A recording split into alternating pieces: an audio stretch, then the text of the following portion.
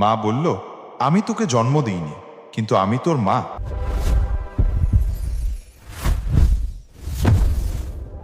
আজ থেকে ঠিক 10 বছর আগে ঢাকা মেডিকেল কলেজ হাসপাতাল, রাত 2:37।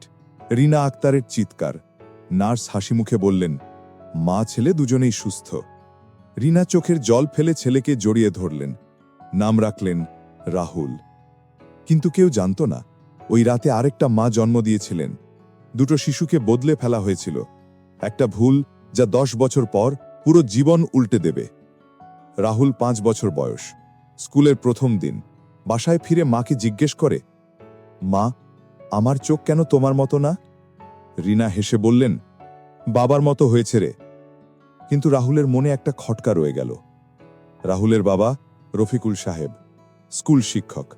প্রতিদিন সকালে রাহুলকে স্কুলে দিয়ে আসেন, রাতে গল্প শোনান। রিনা রান্না করেন, গান গেয়ে ঘুম পাড়ান। জীবন সুন্দর। কিন্তু একদিন 2025 সালের 5ই নভেম্বর, রাহুলের 10তম জন্মদিন। সকালে ঘুম থেকে উঠে দেখল মা নেই, বিছানা খালি। বাবা বললেন, মা গ্রামে গিয়েছে। রাহুল ফোন করল, বন্ধ। 1 মাস, 2 মাস, 3 মাস, মা আর ফিরল না। রফিকুল সাহেব বললেন, তোর মা মারা গেছে। রাহুল কাঁদতে কাঁদতে বলল, কিভাবে? বাবা বললেন, অ্যাক্সিডেন্ট।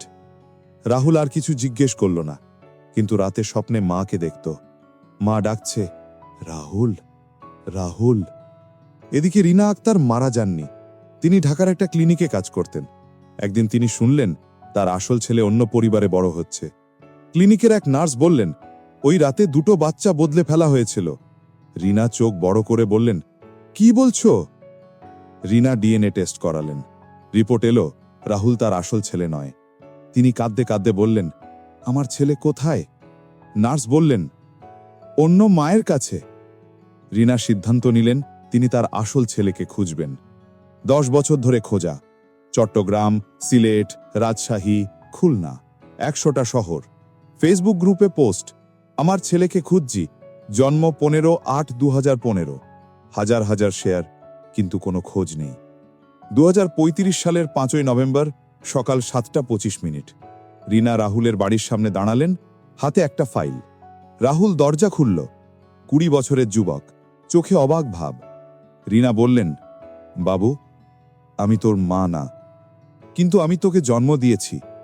রাহুল বলল, মানে? রিনা কাঁদতে কাঁদতে বললেন, তোকে হাসপাতালে বদলে ফেলা হয়েছিল, আমি তোর আসল মা। তিনি ডিএনএ রিপোর্ট দেখালেন। রাহুলের পা কাঁপছে, আমার মা তো মারা গেছে। রিনা বললেন, না রে, আমি বেঁচে আছি, 10 বছর ধরে তোকে খুঁজছি। রফিকুল সাহেব এসে সব শুনলেন। তিনি বললেন, রিনা, তুমি ফিরে এসো। কিন্তু রিনা বললেন, না, আমি শুধু আমার ছেলেকে দেখতে এসেছি। রাহুল বলল, মা, তুমি কোথায় ছিলে? রিনা বললেন, তোকে খুঁজতে গোটা বাংলাদেশ ঘুরেছি, রাতে রাস্তায় ঘুমিয়েছি, ভাতের হোটেলে কাজ করেছি, শুধু তোর জন্য। রাহুল মাকে জড়িয়ে ধরল, মা, তুমি আমার 2টো মা, একজন জন্ম দিয়েছে, একজন বড় করেছে। রিনা কাঁদতে কাঁদতে বললেন, হ্যাঁ রে, মা মানে ত্যাগ, যে ত্যাগ করে সেই মা। এখন রাহুল 2 মায়ের কাছে থাকে, দুজনেই তাকে ভালোবাসেন। রাহুল বলে, জীবনে 2টো মা পাওয়া সৌভাগ্য। তোমার মাকে এখনই ফোন করো, বলো, মা, আমি তোমাকে ভালোবাসি, কারণ কাল কি হবে কেউ জানে না।